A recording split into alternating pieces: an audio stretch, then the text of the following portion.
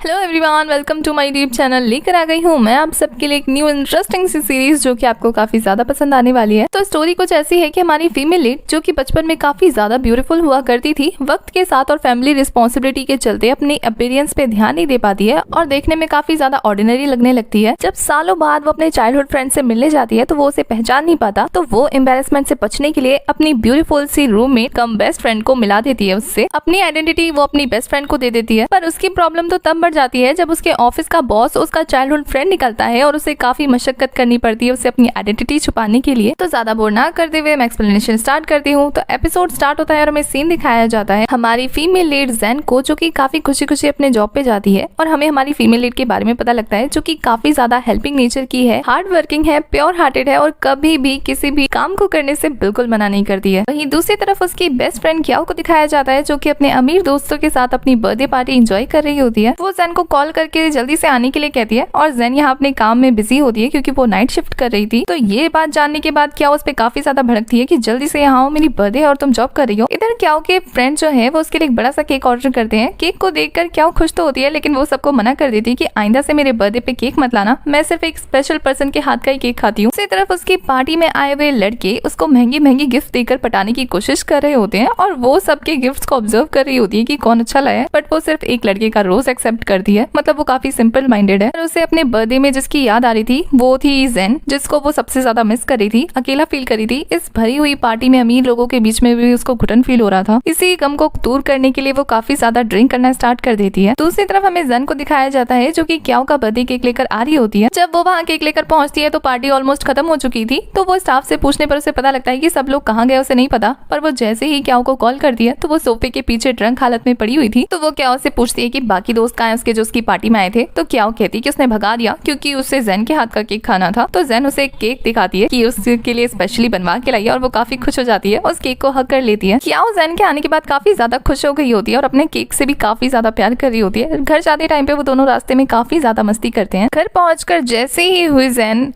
Kyaw को candle blow करने के लिए कहती है तो वो काफी अपसेट होकर वापस जाने लगती है, जिससे वो पूछती है उसके सैड होने का रीजन। तो वो कहती है कि उसने पिछले साल भी जो विश मांगी थी वो भी पूरी नहीं हुई, तो इस बार वो कैंडल ब्लो नहीं करेगी जब तक उसकी विश पूरी नहीं हो जाती। तब हमें जैन अपनी स्टोरी बताती है कि बचपन से वो और क्याओ साथ में है क्योंकि उनकी मॉम्स बेस्ट फ्रेंड हुआ करती थी और वो दोनों नेबर थे और एक ही साल में दोनों की मॉम की शादी होने की वजह से वो दोनों बचपन से लेकर आज तक साथ हैं। और इस बीच में उनकी फैमिली में बहुत से उतार चढ़ाव आए हैं जिसकी वजह से वो दोनों काफी बार अलग भी हुए, लेकिन अब जॉब के सिलसिले में जैन को क्याओ के घर पे रहना पड़ रहा है और वो इतनी अच्छी बेस्ट फ्रेंड है कि उसने उसको रहने के लिए दे रखा है फ्री में। ये जैन की लाइफ में सबसे इम्पोर्टेंट पर्सन क्याओ है। क्याओ की खुशी के आगे जैन को कुछ नहीं दिखाई देता। नेक्स्ट मॉर्निंग जैन उठती है बहुत ही फ्रेश होकर, हैप्पी सी, और वो जाकर क्याओ को परेशान करने लगती है उसे जगाने के लिए। बेचारी क्याओ खड़े होकर कहती है कि हर समय तुम्हारा मुंह देखना टॉर्चर जैसा है, क्योंकि वो उसे परेशान कर देती है। तैयार होकर जैसे क्याओ ऑफिस जाती है तो वो जैन को कहती है कि आज तुम्हारा इंटरव्यू है ना, तो कॉन्फिडेंट रहना। लेकिन बेचारी जैन को तो कॉन्फिडेंट और लेस कॉन्फिडेंट का मतलब भी नहीं पता था, क्योंकि वो अपनी लाइफ में इतनी बिजी थी कि उसे बस काम करने से मतलब था। तो क्याओ उसे कहती है कि तुम मेरी फ्रेंड हो तो तुम्हें थोड़ा अच्छे से बन ठन के इंटरव्यू के लिए जाना चाहिए। और वो उसे कहती है कि मेरे रूम में बहुत सारे ड्रेसेस रखे हैं, तो जाकर उनमें से कोई चूज करके इंटरव्यू में वही पहनकर जाना, बहुत ही अच्छे से इंटरव्यू देकर आना। वैसे यहाँ इन दोनों की बॉन्डिंग काफी ज्यादा क्यूट थी। जैन क्याओ की बात मानकर उसके रूम में जाती है और अलग अलग टाइप के ड्रेसेस ट्राई करने लगती है, लेकिन बेचारी को कुछ भी पसंद नहीं आता है। तो फिर वो अपने ही फैशन का एक अच्छा सा ड्रेस चूज कर लेती है अपने अकॉर्डिंग। जब वो इंटरव्यू के लिए बिल्डिंग में जाती है ना, तो वहाँ उसको कोई लिफ्ट यूज करने नहीं देता क्योंकि सबको वो अजीब लग रही थी। बेचारी को सीढ़ियों से जाना पड़ता है। और जब वो कि जो उसके इंटरव्यू ले रहे थे वो सीआर भी उसका काफी मजाक उड़ाते हैं इंटरव्यू के टाइम पे। उसको लेफ्ट आउट फील होता है क्योंकि वो लोग ज्यादातर उसके लुक्स पे डिपेंड कर रहे थे, उसकी क्वालिफिकेशन और हार्डवर्किंग को कोई नोटिस ही नहीं कर रहा था। वो बाकी कैंडिडेट्स के मुकाबले में लुक में काफी ज्यादा डाउन थी, बट वो अपनी तरफ से काफी अच्छा इंटरव्यू देती है। इंटरव्यू देकर जब वो घर वापस जा रही होती है तो वो सोचती है कि शायद इस बार भी उसे रिजेक्ट कर दिया जाएगा सिर्फ उसके लुक्स के बेसिस पे। ये चीज उसे काफी अपसेट कर देती है। और हमारी जैन जब भी अपसेट होती है तो वो एक पेंटिंग एग्जीबिशन में जाकर एक पर्टिकुलर पेंटिंग को देखती है जिससे उसकी चाइल्डहुड मेमोरी जुड़ी हुई थी। वो अपने चाइल्डहुड फ्रेंड के साथ उस पेंटिंग का पजल सॉल्व किया करती थी और ये चीज उसे आज भी याद है। वहीं दूसरी तरफ उसके चाइल्डहुड फ्रेंड यानी कि हमारी मेल लीड को दिखाया जाता है जो कि उसी पजल पेंटिंग को देख रहा होता है। यहाँ जैन अपसेट हो रही होती है कि उसे क्याओ का फोन आता है जो कि उससे पूछती है कि उसका इंटरव्यू कैसा गया, जिस पे जैन कहती है कि उसने तो अच्छा दिया, बाकी पता नहीं उसको सिलेक्ट होने का तो कोई चांस दिख नहीं रहा है। तो क्याओ को लगता है कि वो इस बार भी शायद अच्छे से तैयार होकर नहीं गई थी। जैन के अकॉर्डिंग वो काफी अच्छे से ड्रेसअप होकर गई थी, इस वजह से ड्रेसिंग का तो कोई लेना देना है ही नहीं उसके इंटरव्यू से। पर उसको ज्यादा अपसेट देखकर क्या कहती है कि वो अपने ऑफिस से छुट्टी लेकर जल्दी आ जाएगी उसके साथ टाइम स्पेंड करने के लिए, इसलिए वो जल्दी से घर आ जाए। तो वो भी फटाफट घर आ जाती है और वहाँ आकर देखती है कि क्या वो एक लड़के के साथ कार में क्वालिटी टाइम स्पेंड करी है, और ये देखकर तो वो उस लड़के को काफी परेशान करने लगती है। तो उस लड़के को ज्यादा परेशानी ना हो इसलिए क्या वो फटाफट आती है और जैन को लेकर वहाँ से ले जाती है। रास्ते में जैन उससे पूछती है कि पिछले हफ्ते वाला बॉयफ्रेंड तुम्हारा आज जैसा नहीं लग रहा था, ये थोड़ा डिफरेंट है। तो क्या वो कहती है कि तुम जिस तरीके से जॉब के इंटरव्यूज चेंज करती हो ना, मैं भी अपने बॉयफ्रेंड चेंज करती हूँ तुम्हारे साथ मैचअप करने के लिए। फिर क्या वो जैन का मूड ठीक करने के लिए कहती है कि आज हम लोग फिश ऑर्डर करके खाएंगे, और साथ में वो दोनों बैठे बैठे फिश खा रहे होते हैं और अपने अपनी प्रॉब्लम्स के बारे में डिस्कस कर रहे होते हैं। कुछ देर बाद जैन क्याओ से पूछती है कि तुम ये जो बॉयफ्रेंड चेंज करती हो इनसे प्यार होता है या टाइम पास करती हो, जिस पे क्याओ कहती है कि प्यार व्यार जैसी कोई चीज नहीं होती है, बस डेट करो और एंजॉय करो लाइफ को, उसकी लाइफ का तो यही फंडा है। और वो जैन को भी कहती है कि कभी प्यार व्यार के चक्कर में मत पड़ना वरना हार्ट ब्रेक हो जाएगा, इसलिए हमेशा डेट करना और खुश रहना। लेकिन यहाँ जैन भी कहाँ कम जिद्दी थी, कहती है करूंगी तो लव करूंगी, डेट वेट के चक्कर में मैं नहीं पड़ने वाली। तो क्या उससे पूछ ही लेती है कि क्या तुम लव का मतलब भी जानती हो। तो वो अपने बचपन के दोस्त के साथ अपने उस स्वीट टाइम को याद करते हुए सोचती है कि जब मैं उसके साथ थी वो पल मेरे लिए कितना ज्यादा खास था। ऑफ कोर्स मैं लव का मीनिंग जानती हूँ क्योंकि वही तो था,